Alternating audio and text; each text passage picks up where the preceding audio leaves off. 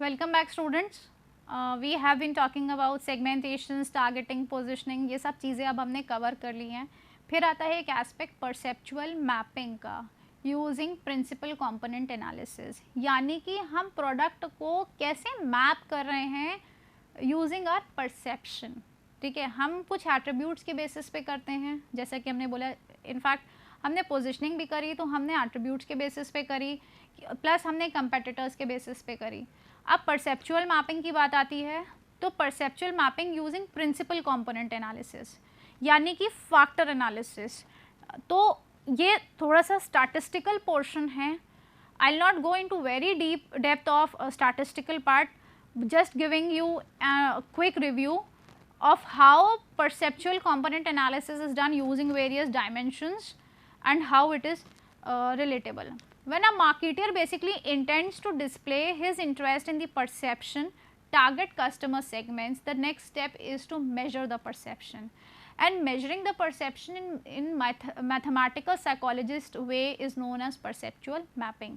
ठीक है, इसमें क्या है कि दो वर्ड आ रहे हैं, परसेप्चुअल प्लस मैपिंग. तो परसेप्चुअल वर्ड किससे बना है? परसेप्शन से बना है. परसेप्शन इज हमने क्या नज़रिया या हमने अपने माइंड में उस पर्टिकुलर प्रोडक्ट के बारे में क्या सोच रखा है, किस तरीके से उसको हमने परसीव कर रखा है. उसको अब हमने जब परसीव कर रखा है वो हमारा क्वालिटेटिव एस्पेक्ट हो सकता है, हम उसको नंबरिंग कर सकते हैं. अब काम आता है कि जब हमने उसको परसेप्शन बना रखा है तो परसेप्शन को हमें मेजर भी करना है. तो जब हम मैथमेटिकल साइकोलॉजिस्ट के तरीके से हम करते हैं तो that is known as perceptual mapping. ठीक, then coming to understand basically what John L Hauser has defined perceptual mapping. Perceptual mapping is a technique identifies the two dimensions that differentiate consumer perceptions of products and the position of existing product on these dimensions. दो तरीके से basically दो dimensions use करी हैं जिसके basis पे हम अपने प्रोडक्ट्स को मैप करते हैं.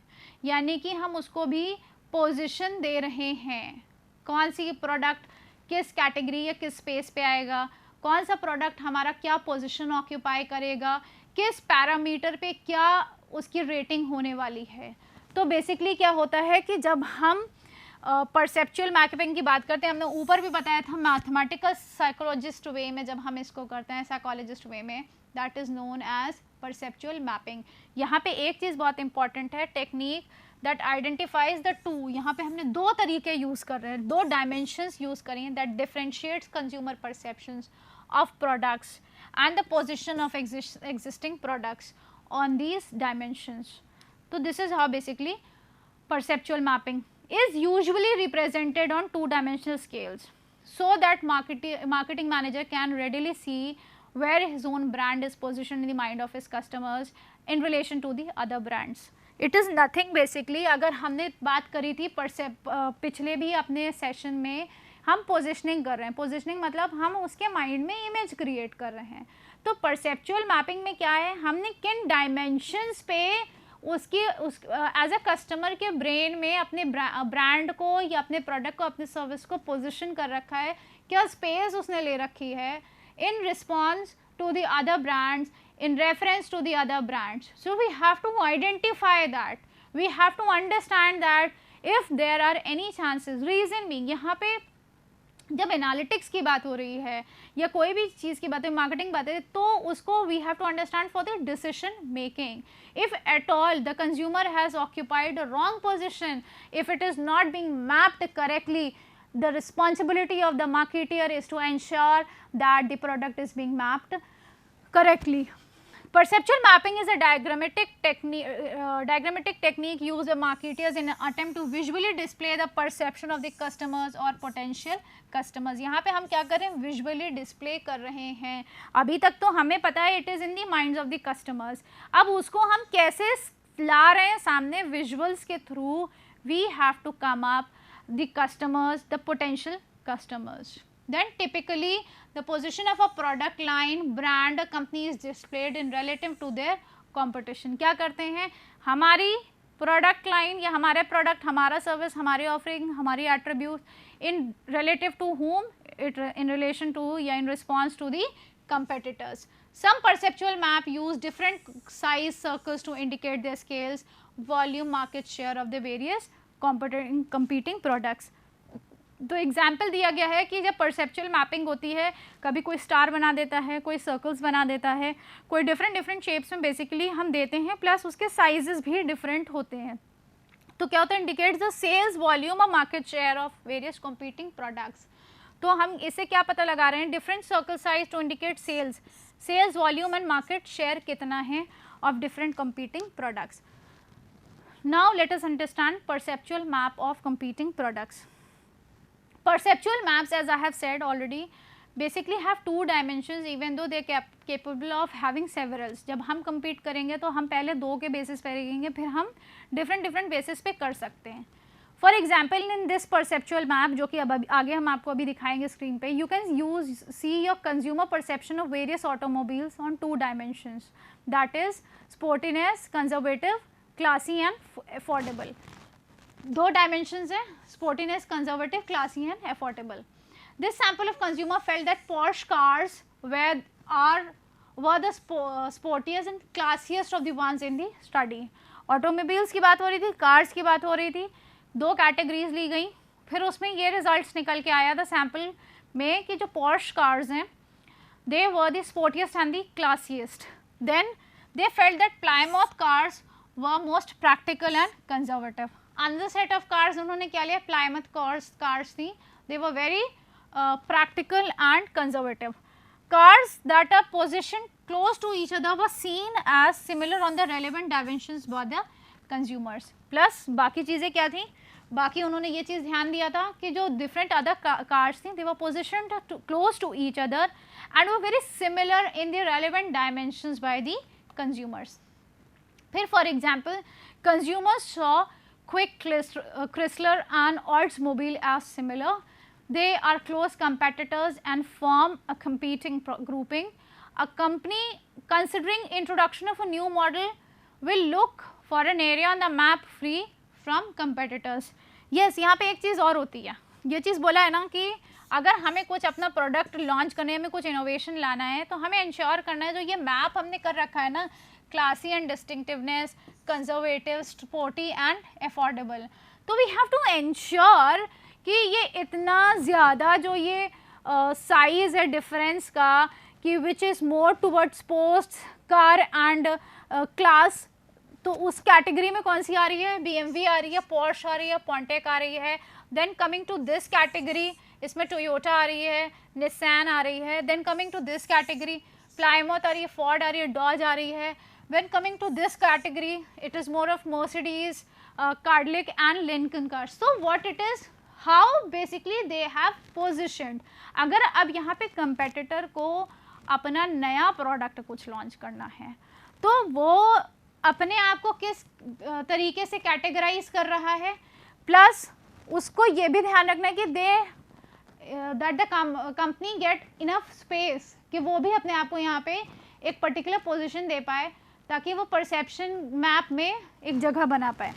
Ranks companies based on consumer perceptions on certain characteristics. तो यहाँ पे क्या हुआ है ना कि कुछ ये जो कंपनीज मैप की गई हैं, it is basically on the basis of certain characteristics. So company considering introduction of a new model or coming into an innovation basically looks for a free space from that of the competitors. Now coming to positioning in practice, perpendicular axis assumes that two attributes are uncorrelated. So what it is, यहाँ पे जो दो attributes हैं, they are not correlated. Attributes could be positively correlated, attributes can be negatively correlated. If there are more than two attributes, we cannot easily plot on raw data. अगर दो से ज़्यादा attribute हो जाते हैं तो हम raw data पे नहीं plot कर सकते हैं. Solution is to use a data reduction technique. अब जो वो कॉन्सेप्ट आ रहा है आपका प्रिंसिपल कंपोनेंट एनालिसिस का, जो मैंने आपको बिगनिंग में बोला था कि perceptual mapping using PCA, that is principal component analysis, dimension reduction, या बहुत सारे जो वेरिएबल्स आते हैं, डायमेंशंस आते हैं, उसको रिड्यूस करने के लिए तो हम PCA यूज़ करते हैं या फैक्टर एनालिसिस यूज़ करते हैं. Perceptions are useful but we also have to incorporate customers preferences. तो बेसिकली क्या होता है, तो हम क्या करेंगे, यहाँ पे एक सोल्यूशन निकलता है, हम प्रेफरेंस मैपिंग कर सकते हैं. Then conducting a positioning study, we have to design our study, design the study. What are the relevant brands, जब हम पोजिशनिंग करने जा रहे हैं या परसेप्शन मैपिंग करने जा रहे हैं, तो what are the relevant brands that would come for perceptual mapping. What are those relevant perceptual dimensions and preference measures. तो डिज़ाइन ऑफ द स्टडी में relevant brands कर लिया, relevant perceptual dimensions कर लिया. What are the potential customers, हमारे potential customers क्या हैं. ये जब हम डिज़ाइन कर लेते हैं अपनी स्टडी, फिर हम डेटा कलेक्ट करते हैं. जब हम डेटा कलेक्ट करते हैं on the basis of the brands, on the basis of the characteristics और the attributes, on the basis of the other competitors, how they have position, जब हमने उसको इकट्ठा कर लिया, then what we do is we analyze the data. Once we analyze the data, जैसा कि बोले अगर 2 होता है तो you can do it easily on आपने x और y एक्सिस के बेसिस पे कर सकते हैं.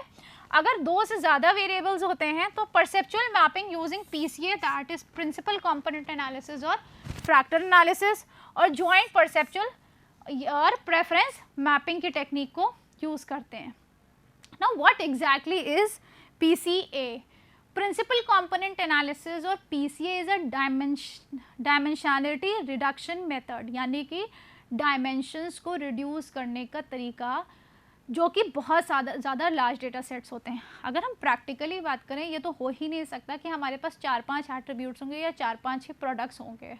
There are n number of products, n number of brands, n number of attributes, और कस्टमर्स भी अनलिमिटेड हैं. तो जब हमारे पास लार्ज डेटा वॉल्यूम सेट्स आता है तो हम क्या करते हैं, we try to basically transform large set of variables into the smaller ones, so that it still contains the information in the last set. जो important, relevant या बहुत ज़्यादा prioritized information होती है, हम उसको यूज़ करते हैं अपने डेटा सेट में. उसके बेसिस पे हम प्रिंसिपल कंपोनेंट एनालिसिस के बेसिस पे हम अपनी परसेप्चुअल मैपिंग करते हैं.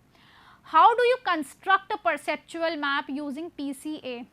I'll not be basically telling you the statistical part as in क्योंकि यहाँ पे एक एक्सेल का मार्केटिंग इंजीनियरिंग एक टूल है, वो इंस्टॉल होता है, जो कि आपको बेसिकली यूज़ करना होता है, and it's a paid version basically, and you can use it. The companies even provide it. That is the best way that the Excel has given to basically construct the perceptual mapping. But I'll be just telling you in the whole way to understand this concept.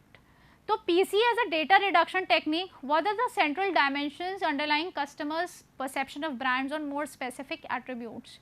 जो बहुत specific attributes हैं, ये बहुत ज़्यादा demanded हैं या बहुत ज़्यादा कॉमन हैं, हम उनको बेसिकली पिकअप करेंगे. Then comes the question. सबसे पहला क्वेश्चन आता है, how many dimensions should be retained. हमारे पास 100 डायमेंशंस हैं, हमारे पास 50 डायमेंशंस हैं, हो सकता है हमारे पास 30 डायमेंशंस हो. But the question arises, how many dimensions should be retained. कितने कितने एट्रीब्यूट्स वेरिएबल्स हमें रिटेन करने हैं. How should the dimensions be interpreted. हम उनको इंटरप्रेट कैसे करेंगे. जो डायमेंशंस हम लेने जा रहे हैं उसको हमें इंटरप्रेट भी करना है. How both the brands and attributes be represented in the reduced perceptual space. जब हम ब्रांड्स और एट्रीब्यूट्स की बात कर रहे हैं, उसको हम रिप्रेजेंट कैसे करने वाले हैं अपने परसेप्चुअल स्पेस में. तो जब ये बात आती है ना डायमेंशन, तो ये बहुत इम्पॉर्टेंट है रिटेन करना. कौन कौन से इम्पॉर्टेंट वाले हम करने वाले हैं. इम्पॉर्टेंट हम कैसे बताएंगे, जो सबसे ज़्यादा रेलेवेंट होते हैं, जो सबसे ज़्यादा अंडरलाइंग होते हैं, प्लस स्कोर्स के बेसिस पे, प्लस हम उनको इंटरप्रेट कैसे करने वाले हैं, हम क्या मीनिंग देने वाले हैं. तो ये बहुत इम्पॉर्टेंट होता है. देन हाउ टू कंस्ट्रक्ट, यही कॉन्टिन्यूएशन में. For instance we have to assume that we have n brands that are rated on P attributes by a sample of representative respondents. अभी यहाँ पे क्योंकि हम कोई specific नहीं लिया है, n brands and P attributes by a sample set of respondents. The original data are usually average across respondents, so the input data consists of average perception of the brand on the attributes of the interest.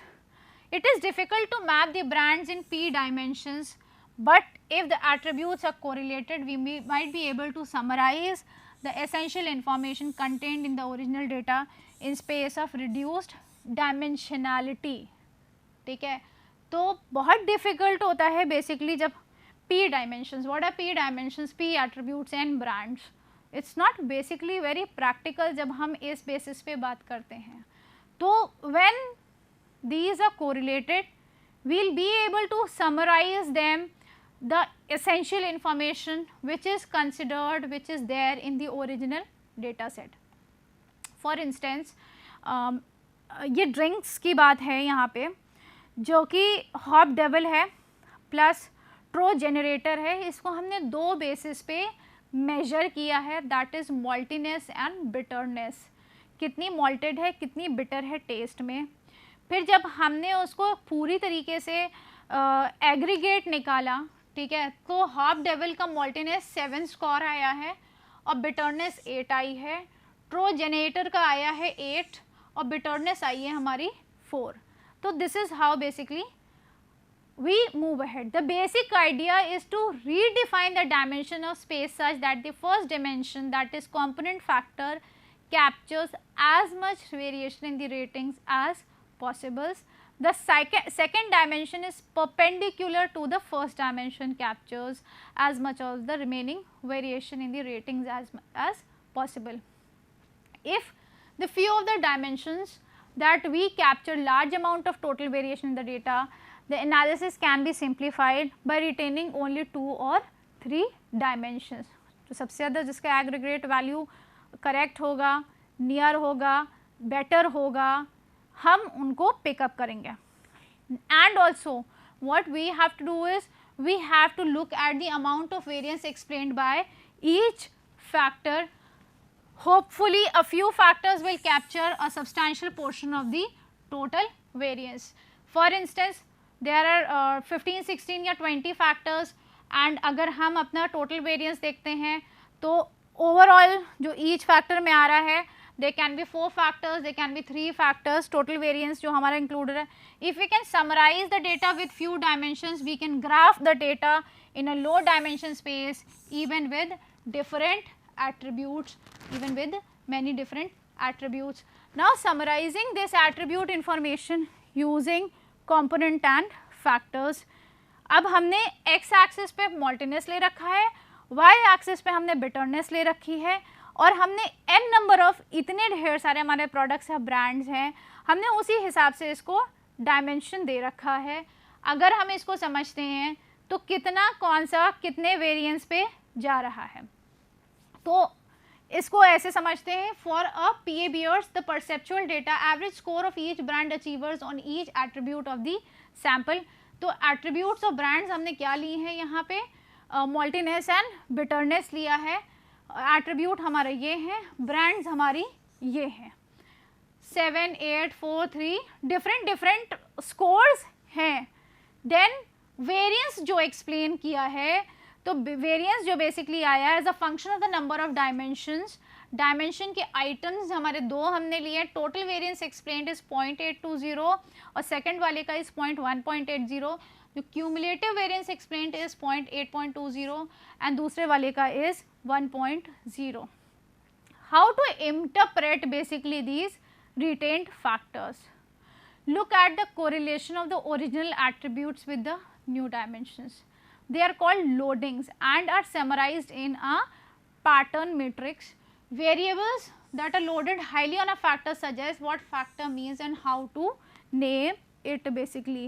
तो automatically जो variable results हमारे पास आ रहे होते हैं उसी के basis पे हम उनको चूज करते हैं. Solution based on the reduce number of factors can also be rotated to increase the interpretability of the solution. That is, we try to find out, हम 2-3 बार उसको कर सकते हैं on an orientation in which one variable loads highly on a single factor. Basically what you can do is you can have the data on SPSS, run this test and once you apply this you get the results. उसी पे आपको स्क्री plot भी मिल जाता है, उसी पे आपको आपका टोटल वेरिएंस एक्सप्लेन की टेबल भी मिल जाती है, प्लस हमें रिजल्ट्स भी मिल जाते हैं. तो एट्रीब्यूट्स और डायमेंशंस की बात करें तो first and second and maltiness and bitterness के रिजल्ट्स हमारे positive as well as negative हैं. How to construct this perceptual map. अब आती है बात, जब हमें ये मिल गया तो अब हम इसको मैप कैसे करेंगे. what we are going to is we are going to plot the correlation of the original attributes with retained factors. जो factor loadings हमारे पास results निकल आ रही हैं, हम उसके basis पे हम plot करेंगे. Using the vectors emanating from the origin, the relative length of the vectors indicates the amount of variance in a variable explained by the factors. जब हमको ये चीज़ मिल जाएगी, इसी के बेसिस पे, इन वैल्यूज़ के बेसिस पे हम प्लॉट करेंगे. Plot the brands in the same factor space. उसी सेम फैक्टर स्पेस पे हम ब्रांड्स भी करेंगे. The projection of a brand on the attribute vectors और the factors dimensions indicate how the brand rates the attributes of factors relative to the other brand. जब ये results निकल के आते हैं, the projection of a brand on the attributes और the vectors और the factors dimensions, basically जो factors होते हैं, जो एट्रीब्यूट्स हैं, जिनको हम डायमेंशंस का नेम दें, वो इंडिकेट करते हैं how the brands rates on the attributes और the factors relative to the other brand. Now coming to the coordinates of each brands and dimensions. तो जो डायमेंशंस थे, हमारे रिजल्ट्स निकले थे 0.9058, 0.9058.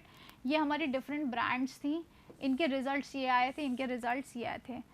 इन a reduced space, as in space का मतलब यहाँ पे रिजल्ट्स के बेसिस पे होता है. तो अगर हम इस मैप को देखें, actually this map is being plotted using market engineering Excel tool. तो इसमें जब हम इनपुट करेंगे and as soon as we'll enter the values on the basis of the results that we have achieved, that is ये 1 और 2 के basis पे automatically हमारा जो रिज़ल्ट होंगे वो ऐसे ही मैप हो जाएंगे. How much it is near to the bitterness और how much close it is to the bitterness और to the maltness of that particular brand of the beer. And we have to even see, basically अगर आप देख सकते हो, इधर positive side में जा रहा है, उधर नेगेटिव साइड में जा रहा है, किस तरीके से हमारा रिज़ल्ट जा रहा है. तो बेसिकली जब हम इंटरप्रेट करते हैं पीसीए को, तो सबसे पहले हमें अपने स्क्री प्लॉट देखना होता है, जो इसके बेसिस पे हमें बेसिकली ईगन वैल्यूज़ निकलती हैं and the cumulative of the data. Again value which is less than 1 will be useful for basically the rotation for sometimes, and the PCs, that is the principal components would be produced by PCA, are not interpreted as well. तो basically जब हम इसकी बात कर रहे हैं perceptual mapping की, using the dimensions which are being used for जैसे बताया कि mapping and reduced data value, तो automatically how it is being mapped, how mathematically we map it, हम रिज़ल्ट्स ले लेते हैं, उसको हम स्कोर्स असाइन करते हैं. जैसे कि SPSS में भी आप इजीली कर सकते हो इसको. एक्सेल में आपको मार्केट इंजीनियरिंग टूल की रिक्वायरमेंट पड़ती है. रिज़ल्ट्स ऑटोमेटिकली आ जाते हैं and then you can map it on different dimensions. So basically this was all about, once we have created the image of the customers and we want to understand कि what is that image, what is that perception. अभी तो वो हमारे mind में है, but what that perception is, that has to be basically calculated using what I told is कि dimensions using PCAs. अगर 2 ही हैं variables, 2 ही attributes हैं, तो ईज़िली आप कर सकते हो. इसमें भी आप यूज़ कर सकते हो कि कौन सी place which is very near, क्या स्पेस ऑक्यूपाई कर रखी उस पर्टिकुलर प्रोडक्ट ने, and there on so on and so forth. This was basically all about, I have tried giving you the very basic explanation of PCA for perceptual mapping, but if you go into the depth of it, the statistical part of it, you will understand it in a better way. Thank you.